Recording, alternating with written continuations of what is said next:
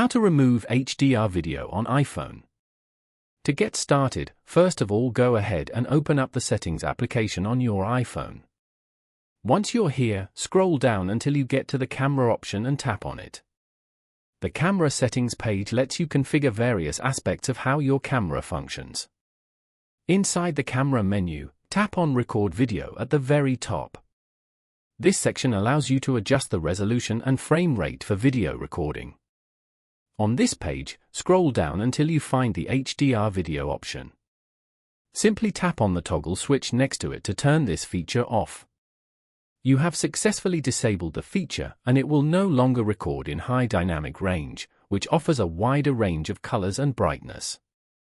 Following these steps, you can easily remove HDR video on an iPhone. Thank you for watching. Please leave a like if this tutorial helped you, or leave a comment below if you have any questions related to the video.